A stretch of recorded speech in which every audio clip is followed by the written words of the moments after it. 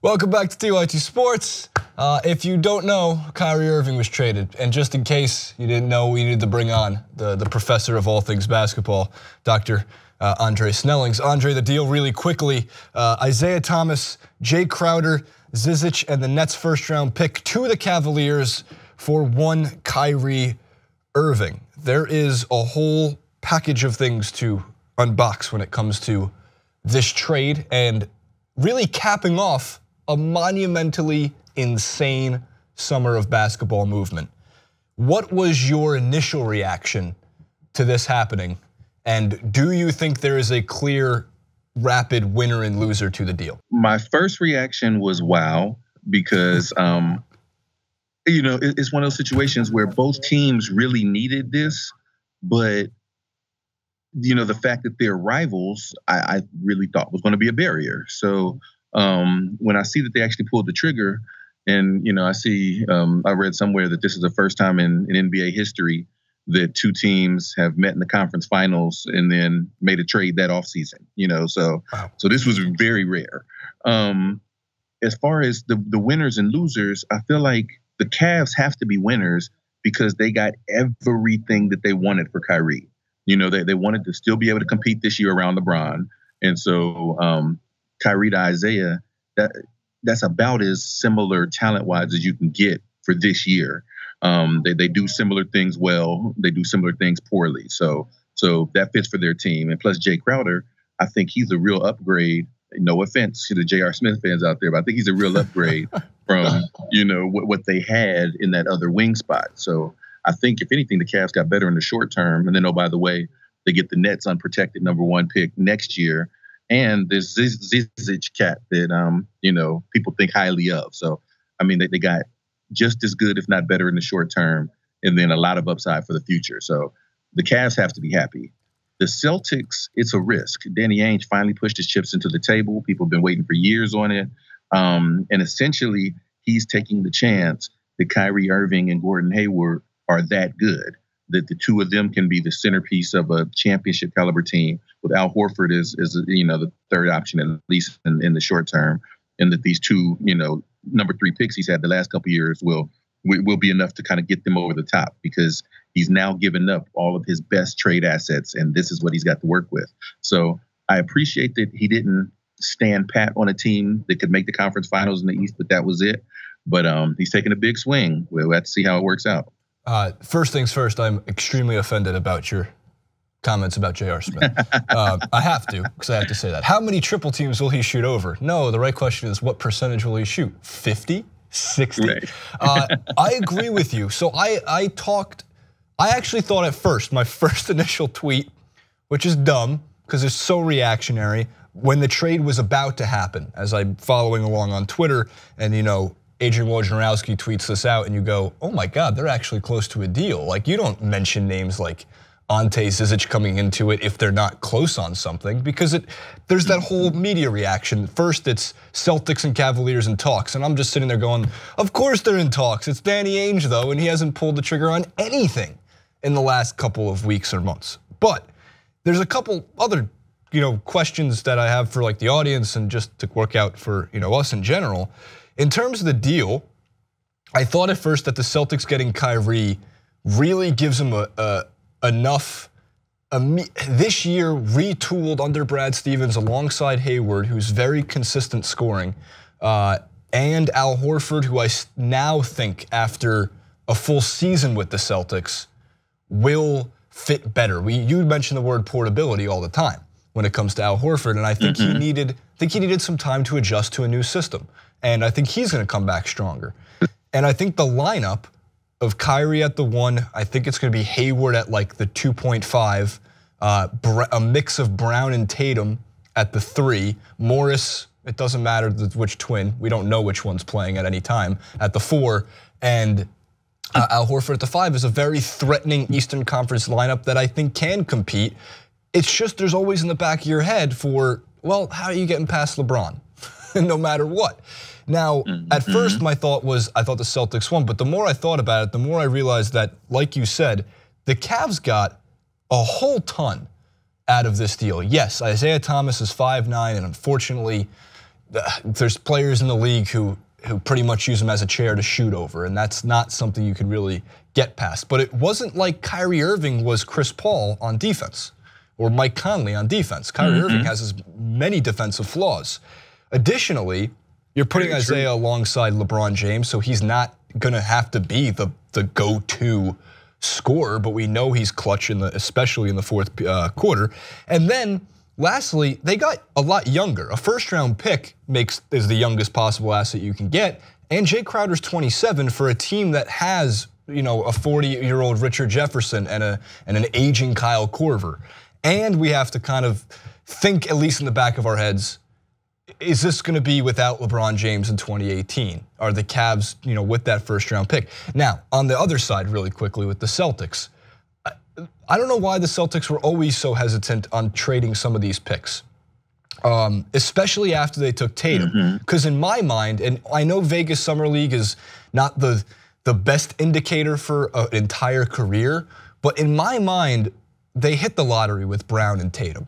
Because I think both of those are going to be tremendous pieces. Tatum has, I think, a higher ceiling than Jaylen Brown, but let's not undersell Jaylen Brown's ability on the wing to interrupt passing lanes and play defense with a heavy heart, if you will, a la Jae Crowder, how he used to, with a different skill set.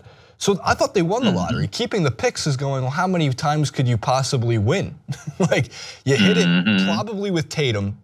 You kind of hit it with a piece in Jaylen Brown, and next year's draft class, although projected to be strong, it's projected to be very strong at the very, very top. If you're 1 through 3 and you can make that pick. So overall, it's just such a monumental move in the Eastern Conference, and there's just a lot to unpack, and I'm excited for it. Have you gotten to take a chance to look at some of the deeper numbers, some of the deeper analytics regarding players like Kyrie and Isaiah Thomas? And is there any takeaways in their new systems that you think you can throw out there? So it's interesting. I have looked a lot at those analytics. I looked at a lot of them before, as the season was going along. And so the two of them are very similar in what they do well and what they do weak. You were kind of mentioning that, how Isaiah Thomas for most of last year measured out as by far the worst defensive player in the NBA. But Kyrie Irving was like top 10 worst, so it wasn't like, change difference. And the same with their offensive abilities. They're both score first kind of point/combo guards that are able to finish at an extremely high rate that aren't true floor generals on offense. So the things they do well, the things they do poorly, analytically are very similar. What the Celtics are banking on is that Kyrie is 25 and has good size for the position. So he's going to be strong and continuing to be strong moving forward as their other pieces kind of reach their own prime.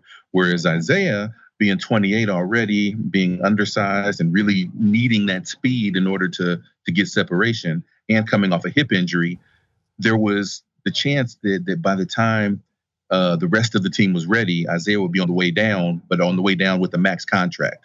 So I think for Boston, this was a trade more for the future. I don't know that it necessarily made them better for now, but in the anticipated post-LeBron era, it could make them very dangerous, but it's a risk. Right, it is a risk, and what's so amazing is, to me at least, is this monumental of a trade. Twitter, like social media, there are so many takes, and one of the things I'd like to do is be more patient and actually, well, let's see what happens on October 17th, because it just so happens that the first game of the regular season is the Celtics and the Cavaliers. By coinky-dink. What a coincidence. It's almost like it's as unpredictable as Game of Thrones at this point. Dun, dun, dun. And then even, I'm gonna throw one more curveball at you, because Real GM, as a link to the grading the deal, Real GM, who I think does a really good job, Cavaliers A- and Celtics B+, seems about fair. Yeah. Because you still get Kyrie Irving, and let's not forget, 3-point shots, Uncle Drew, possibly the nastiest crossover in the league at the moment. It also says that Dwayne Wade is likely to sign with the Cavs if he gets bought out. Now that doesn't necessarily address your getting younger and trying to retool for the future, but it could possibly address enough additional help. We know the partnership of LeBron and Dwayne Wade has never been bad. And when even older Dwayne Wade still probably playing with LeBron I don't think necessarily would be a bad thing. Are the Cavaliers, if they sign Dwayne Wade and with everything that is about to come together, we have to actually see some tape of it, are they positioned to win the finals or compete in the finals against a Warriors, Rockets, Spurs, Western Conference type team? Yes. They were positioned last year to be competitive, even though they didn't play any defense whatsoever.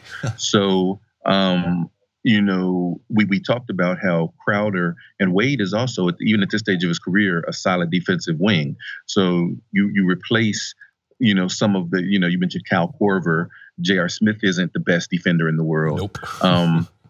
So you replace some of those minutes with Wade and Crowder and LeBron. Like, that's a very strong defensive wing unit. Now, of course, Isaiah Thomas is a terrible defender, but so is Kyrie Irving. So they didn't really take a step back there. I think they really need their bigs to step up and support and play more on defense. Tristan Thompson, he didn't do what he's capable of doing last year. He didn't do what they signed him to do. So if he can be, a strong defensive anchor role player, that's all they need from him. And now you've got some defense on the wings. And you still have plenty of offense with LeBron and Isaiah, and then Dwayne Wade is like a third option, and J.R. Smith shooting off the bench. Yeah, I think they're positioned that nobody wants to play healthy, and everybody is doing what they're supposed to do. Right. I didn't even mention Kevin Love there. That's true. Look, that's a crazy wild card, I think, with Kevin Love, because is he part of the Cavs' long-term future if LeBron leaves? We keep forgetting that Kevin Love got Chris Boshed almost being a part of the Cavaliers. It took how many years before people took notice to, man, this Chris Bosh guy's been instrumental in helping the Heat win finals. Yeah. So Kevin Love, I think, is absolutely a part of what they're trying to do this year. With the whole question about whether LeBron is there, I think, moving forward, I don't think they can really plan for their main unit past this year. I think their goals are to compete this year and then have enough young pieces to rebuild after this year if LeBron leaves. And so I think this trade helped them to do that. I think their lineup this year looks to be stronger than it was last year, especially if they signed Dwayne Wade. And so, I expect them to be right there again, built around LeBron this year.